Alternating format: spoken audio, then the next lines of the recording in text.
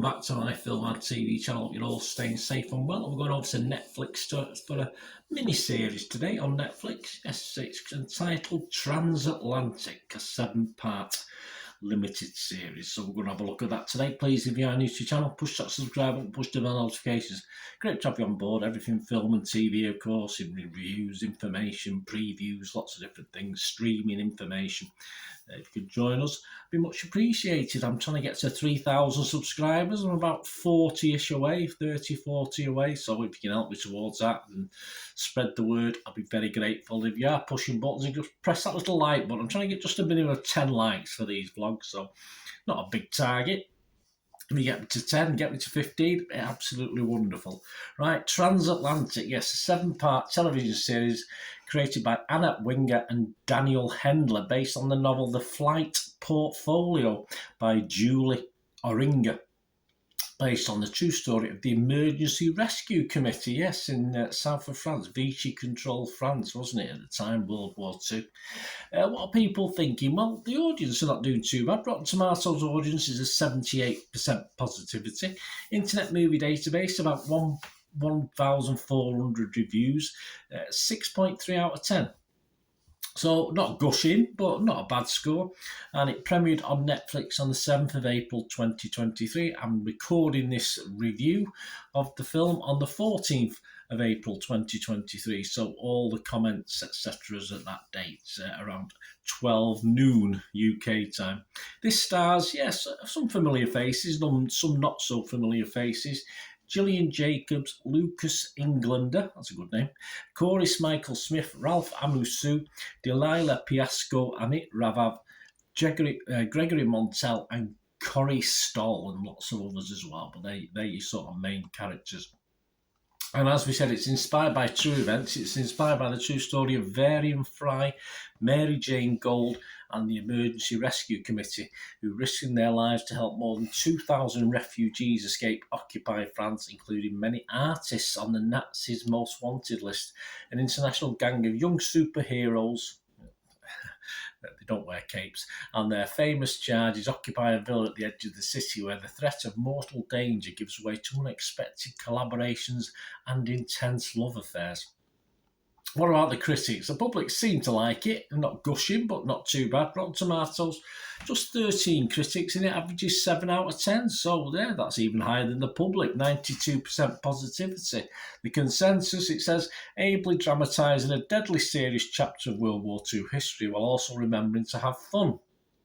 Okay, Transatlantic is a visually sumptuous throwback to classic Hollywood melodramas. Yeah, okay, I think it was a bit over the top with that consensus there. Metacritic, the other site we'll look at, just 9 critics, and it scores anywhere between 50 and 83 out of 100, and it averages 64. So again, not bad, 64 out of 100. That's 4 positive, but 5 mixed. No negatives, so that's not too bad, but 4 and 5 mixed. I can understand that breakdown. Variety's Amarit Tinubu said, Transatlantic falters. He didn't like it so much. He gave it 50. Transatlantic falters because it's too broad. While Transatlantic in some ways pays reverence to their contributions, its overly expansive cast and storylines create a lack of intimacy. I would agree. A more centralised focus on the major players would have made the series more intricate and profound. Yes, I'd have to agree slightly with that.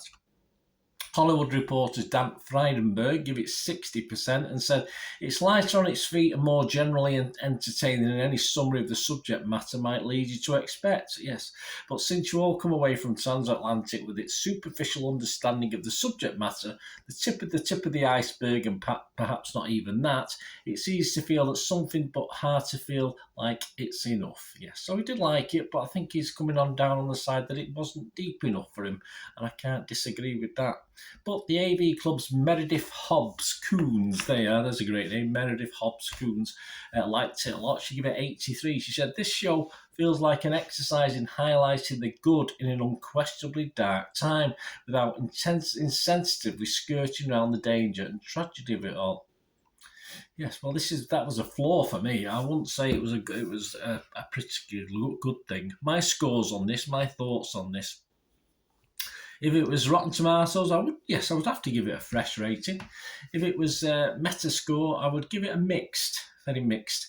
And Internet Movie Database, yes, I'm only going to give it my basic, flattest, lowest score. I do give something, which means it's okay, it's all right, but it's obviously nothing special. Anything lower than this, and I wouldn't give it a score at all. I'm just going to give it a 5 out of 10. It's a very interesting series, but it does lack a lot of depth, a little bit of oomph, a little bit of jeopardy, distinct lack of jeopardy, a feeling of danger. You're talking, of course, the Germans do feature, but it's mainly the French police, obviously. The Vichy regime and the French sort of in charge, with the Germans in the background, always there, of course.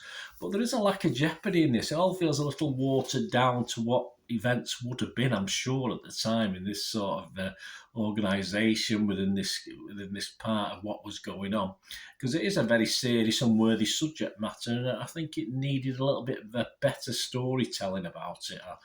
Say whether it was dramatic effect, I'm not too sure, but it's still, as I said, it certainly seemed there was a definite lack of horror, basically, as you'd expect it would be at certain times. There's certainly a lack of action. As we get towards the last episode, there's an action sequence that sort of we stumble along, but apart from that, it's just very wordy and showing various relationships, etc. The characters in it, there's 2 or 3 of the main ones, of course, were okay, but I just found it very difficult to invest totally in them.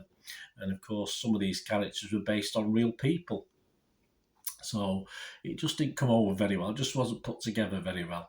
As a drama, it's okay, it's fine, but gripping, it certainly isn't, unfortunately. So a bit of a waste of an opportunity, I think, to tell this story in a better way. Anyway, let me know what you think, guys. It'd be great to hear from you. Until we meet again, that's one thing, don't I? Please stay safe, everyone.